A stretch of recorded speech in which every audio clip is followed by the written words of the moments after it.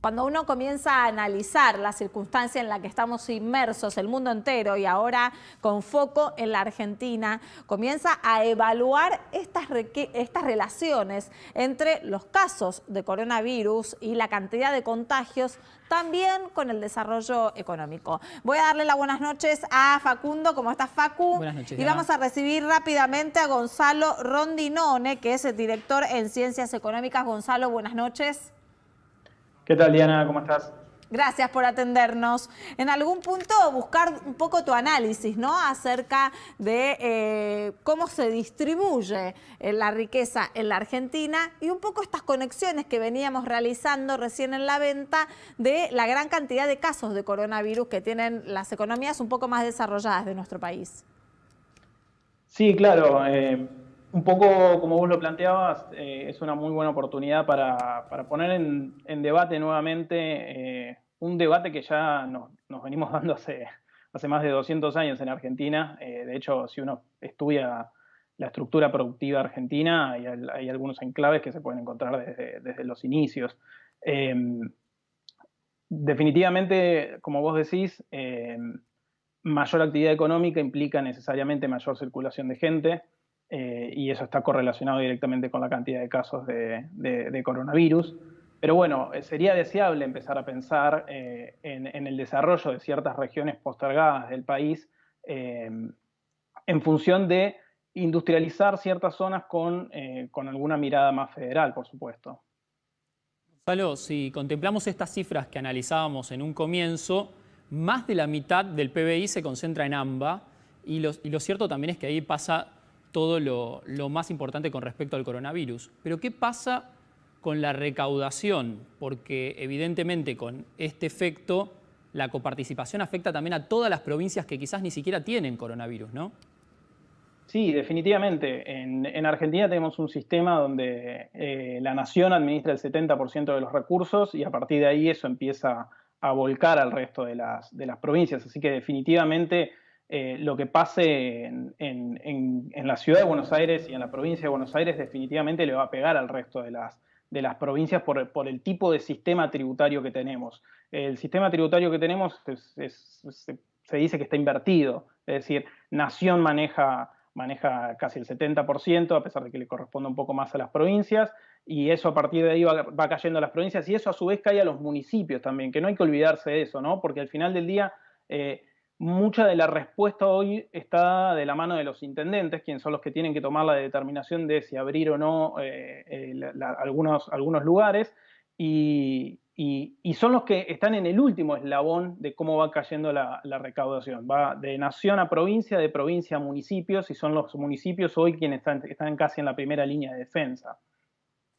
Gonzalo, ¿podríamos hablar y analizar un poco más acerca de este sistema tributario que vos estás mencionando, que tiene necesidad ahora como de reformularse? Porque siempre es algo en danza. De hecho, el gobierno anterior, el de Mauricio Macri, es algo con una promesa que le ha hecho a cierta clase del país, que después no se llevó a cabo. Y todos los gobiernos, a veces, no siempre, pero renuevan un poco esa esperanza, que por los hechos nos damos cuenta que no se realiza. Sí, Diana, es algo muy difícil, es algo muy complejo, porque implicaría que todas las jurisdicciones del país se pongan de acuerdo. Si uno observa, por ejemplo, sacando el caso de Ciudad de Buenos Aires y de Provincia de Buenos Aires, el resto de las provincias reciben mucho más de la concentración de población, por lo cual le estarías diciendo, de alguna manera, si Provincia de Buenos Aires o Ciudad quisieran recuperar algo de lo que ponen como diferencia de concentración, implicaría que algunos otros lugares tengan que resignar algo. Pero al mismo tiempo, son esos los lugares que nosotros queremos desarrollar también. Los lugares esos que reciben, por ejemplo, en la región norte del país, es una de las más postergadas y es una de las que necesita también ser mirada con una mirada de desarrollo, porque este debate de hacia dónde iría la coparticipación muchas veces es puesto en términos de, bueno, Cava o Provincia de Buenos Aires pone mucho más de lo que recibe después. Pero también la pregunta tiene que ser cómo desarrollamos esas regiones más postergadas del país, cómo desarrollamos la región norte, que si uno mira, ¿Y cómo por ejemplo, la desarrollamos? Exacto. Bueno, primero esa es una gran pregunta muy compleja. Primero, tiene que ser con varios ejes, ¿no? Tiene que ser con una mirada sistémica. Siempre me gusta responder un poco esa pregunta con eso, es decir, no alcanza con un plan solo individual, en términos de, bueno, no sé, a ver, agarremos una región del país y digamos que vamos a desarrollar solo la construcción ahí. Porque si no, esas son estrategias donde durante algún tiempo tenés algún efecto y después no más. Entonces, por ejemplo, uno puede desarrollar industria en un lugar, pero ¿qué necesita? La gente necesita vivienda. Tenés un gran déficit habitacional en Argentina, entonces vos no podés desarrollar el impulso de una región sin necesariamente pensar en la vivienda. Y al mismo tiempo también tenés que pensar en cómo son la conexión eléctrica y la conexión de gas. Claro. Si uno mira esos mapas, yo justo hoy les había pasado unos mapas, la región norte de Argentina es la más postergada en términos de conexión de gas, en términos de conexión de electricidad. Entonces uno dice, bueno, instalemos industria ahí, pero al mismo tiempo tenés que pensar en la infraestructura y al mismo tiempo tenés que pensar en cómo vas a mover la producción de esos lugares, por lo cual implica que tenés que hacer un fuerte plan de logística, en desarrollo de rutas, en desarrollo de trenes. Por ejemplo... En conectividad, que era lo que mencionabas recién. Por supuesto. Yo trabajé muchos años en el sector agropecuario y el sector agropecuario en Argentina es de punta a nivel mundial. Es decir, si uno dijera, bueno, a ver, nos gustaría tener más industria, seguro, pero ¿qué tenemos para decir en nuestro sector agropecuario que es uno de los más desarrollados a nivel mundial? La soja en Argentina se mueve en camiones. El 95% de la soja se mueve en camiones. ¿Sabes cuánta soja entra en un camión? Entran 27 toneladas. Argentina produce 60 millones de toneladas de soja. Es decir, que cada año hay 3 millones de camiones, de viajes de camiones que se producen solamente para mover la cosecha de soja de alguna manera. Entonces, si al sector más desarrollado le estamos pidiendo eso, un sector que necesitaría desarrollo de trenes y otras cosas, claro. Es decir, así de complejo es el debate que nos debemos en términos de desarrollo y así de complejo y de sistémica es la respuesta que tenemos que dar para eso. ¿Y esta crisis no crees que puede ser una oportunidad para redefinir los incentivos? Ya que la economía está de hecho, en una por situación ejemplo, crítica. Sí. De hecho, por ejemplo, el plan anunciado por el presidente Fernández ayer en términos de construcción de vivienda me parece que es un gran paso en ese sentido. Desde FAIMA, yo soy director ejecutivo de la Federación Maderera Argentina, apoyamos fuertemente la construcción de casas de madera en el norte, que es una de las alternativas. Tenemos una de las plantas de más alta tecnología de Latinoamérica puesta en el norte, los aserraderos de Misiones. De hecho, hay que hacerlo con una mirada regional, se puede, pero también hay que reconocer que va a llevar tiempo y hay que tener un poco de paciencia. Lo que pasa es que, Gonzalo, vos estás ponderando, ¿no?, la presentación del plan del presidente de construcción de viviendas, pero acá es algo mucho más amplio, ¿no? Habría que la construcción de viviendas sea parte de una planificación mucho más amplia que lleve después en distintas etapas el desarrollo. Mientras yo te escuchaba me acordaba de Vaca Muerta, todas las ciudades que se armaron alrededor de Vaca Muerta que de repente se vieron tan colapsadas por la cantidad de gente que no dio la conectividad ni siquiera tampoco los servicios de agua o de luz abasto para poder sostener la misma calidad para toda la población que ya vivía allí. Definitivamente, Diana, por eso insisto yo en la mirada sistémica. No es solamente un plan aislado, no es solamente pensar en la vivienda, o no es solamente pensar, por ejemplo, incluso vos ponías el tema de Vaca Muerta. Fíjate, ahora que el precio del petróleo a nivel internacional cayó fuertemente, también te expones a ese tipo de cosas cuando haces el desarrollo solamente mirando esa única variable.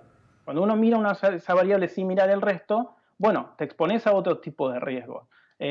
Por eso es un gran debate que hay que darse, es un debate complejo, por supuesto, pero son proyectos que hay que encararlos con mucho tiempo, llevan mucho dinero también, es cierto.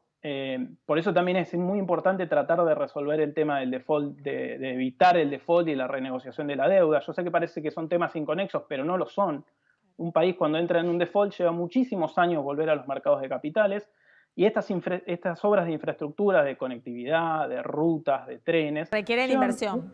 Requieren de una inversión muy grande. Y para esa inversión muy grande necesitas acceso al mercado de capitales, ya sea local, ojalá pudiera ser en pesos, o el mercado internacional en dólares, pero necesitas el mercado de capitales. Y ese mercado de capitales está atado a la renegociación de deuda. Entonces, también pensar el desarrollo del país está atado un poco a la renegociación de deuda que estamos viviendo en este momento, y que ojalá sea positiva la resolución.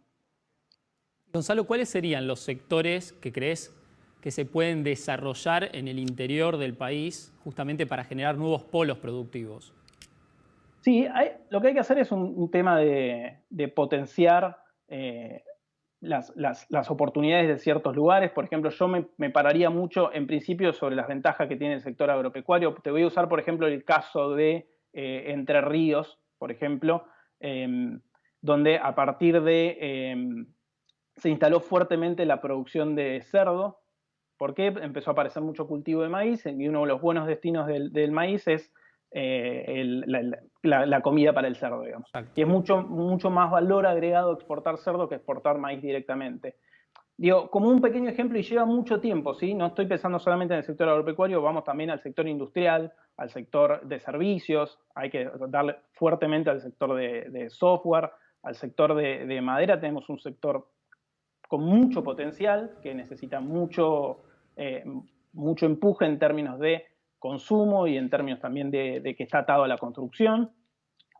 Hay muchos trabajos. Yo me pararía sobre las ventajas competitivas que tiene Argentina, en principio sobre el sector primario, y empezar a industrializar a partir de ahí. ¿Por qué? Porque eso es lo que te va a permitir traer divisas lo más rápido posible. Para eso, ayudar a los sectores un poco más postergados, por decirlo de alguna manera, o con menores ventajas. Siempre mirando en industrializar cada vez más, ¿sí? No estoy pensando en quedarme en el sector agropecuario, siempre pensando en industrializar más. Pero mi punto de ventaja, quiero arrancar donde estoy más adelante en la línea, donde me puedo poner más competitivo. Si yo arranco a decir, bueno, quiero producir, quiero ser la próxima Apple, y por ahí estoy 200 años hasta ser la próxima Claro. Apple, y para cuando la creé, ya China tiene la nueva marca de computadora.